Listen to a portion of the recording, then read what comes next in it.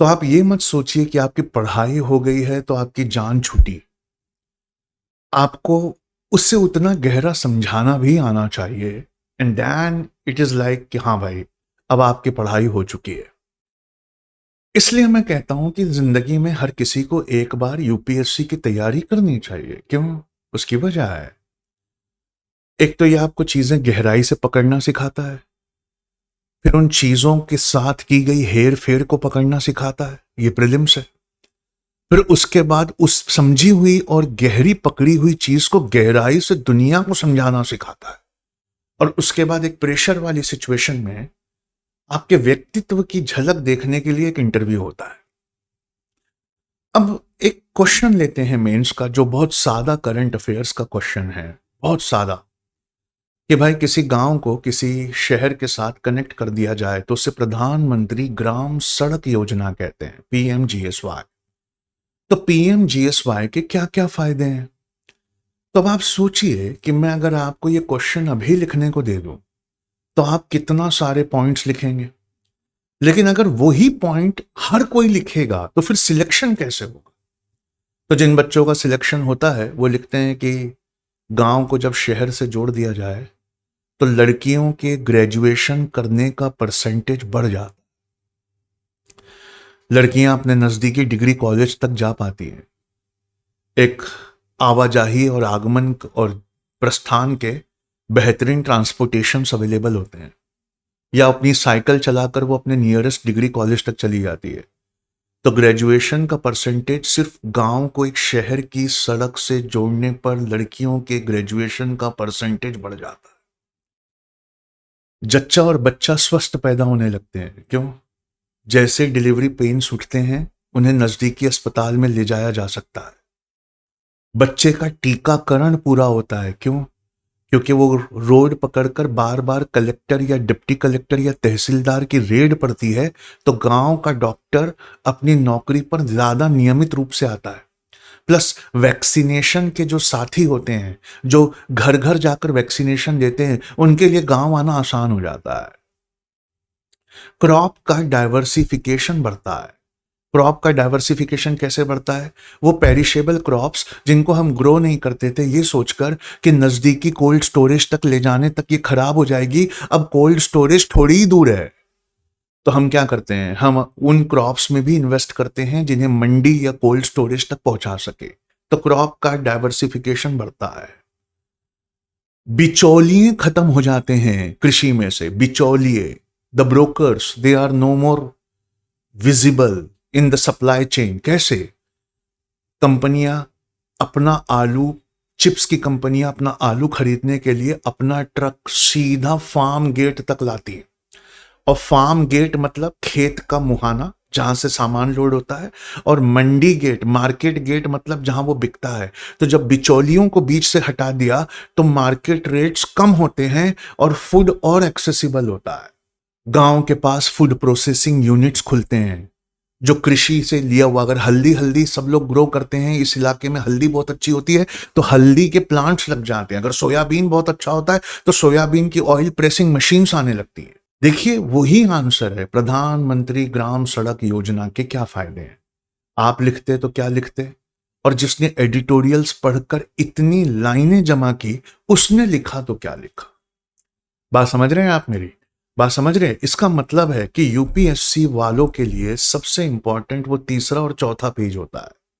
वो तीसरा और वो चौथा पेज जिसको देखकर दुनिया में बाकी सबको बुखार आता है, and that is very important. उसे पढ़ना बहुत जरूरी है, उसकी चीजों को गहरे अंडरलाइन करना बहुत जरूरी है। देखिए आपने अखबार पढ़ा है पहले साल, बहुत सारे बच्चों ने पढ़ा है, बहुत सारों ने नहीं पढ़ा। मैंने भी अखबार पढ़ा है, उसमें से बहुत सारी लाइनें निकाली हैं। अब जब मैं आपको करंट अफेयर्स पढ़ा रहा हूं तो खासकर इकोनॉमिक्स का करंट अफेयर्स और बाकी करंट अफेयर्स में फर्क है। क्योंकि बाकी सब्जेक्ट्स मैंने खुद आपको पढ़ाए हैं तो उसमें उतनी गैप्स नहीं है, तो वहां हम सीधा करंट अफेयर्स पे जा सकते हैं। लेकिन इकोनॉमिक्स की इन एडिटोरियल की लाइंस को मैं आपको सीधा नहीं दे रहा हूं। पहले आपकी अंडरस्टैंडिंग में अगर कोई गैप्स हैं तो उसे पूरा कर रहा हूं। उसके बाद आपको अपने नोट्स में ये लिखे हुए मिल जाएंगे जहां पर ये लिखा हुआ है कि इस सब टॉपिक पर एक एडिटोरियल आया था द हिंदू बिजनेस लाइन में या बिजनेस स्टैंडर्ड में या इकोनॉमिस्ट में या रिचर्स में, एक एडिटोरियल आया था। उस एडिटोरियल में कौन सी खास बात थी जो आपको अपने आंसर में लिखना चाहिए? वरना कैश रिजर्व रेशियो किसको नहीं आता, स्टैट्यूटरी लिक्विडिटी रेशियो किसको नहीं आता, सीआरआर हमको आता है, एसएलआर हमको आता है, मार्जिनल स्टैंडिंग फैसिलिटी हमको पता है, बैंक रेट हमको पता है, रेपो हमको पता है, रिवर्स रेपो हमको पता है कि नहीं पता?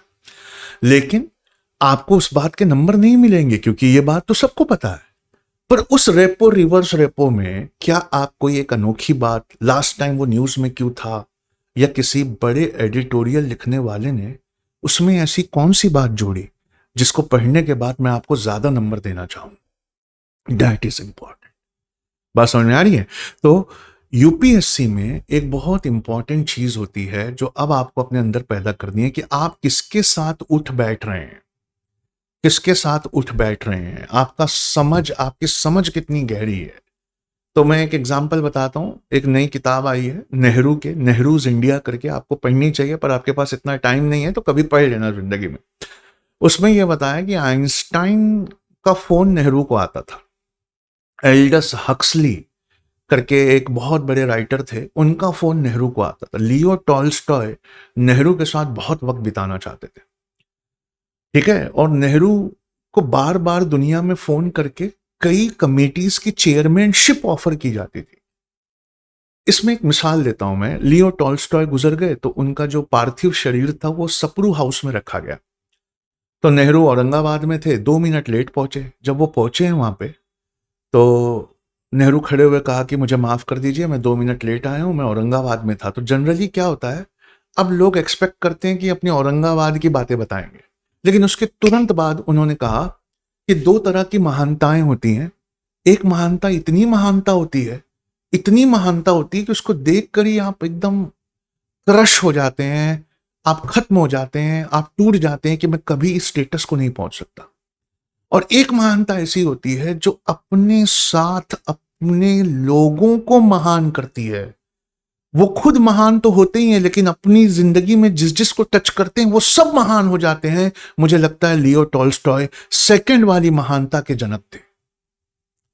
अब जैसे ही उन्होंने बोला तो वहां पर एक आदमी बैठा हुआ था। एनकाउंटर मैगजीन चलती थी उस जमाने में, बड़े बड़े प्रेसिडेंट और प्राइम मिनिस्टर उनसे बात करते थे। तो वो आए और उन्होंने कहा, दुनिया के हर प्रेसिडेंट और प्राइम मिनिस्टर से मेरी मुलाकात हुई है, लेकिन जो नेहरू ने अभी कहा, मुझे नहीं लगता कि इस दुनिया में कोई और नेता ये कह सकता। आज हम क्या कह रहे हैं, नेहरू क्या कह रहे थे? तो उस किताब में एक बात लिखी है, नेहरू के संबंध किनसे थे, नेहरू से कौन लोग कांटेक्ट में थे, नेहरू किनके साथ उठते बैठते थे, और आज वाले किन बलात्कारी बाबाओं के पैर छूते हैं।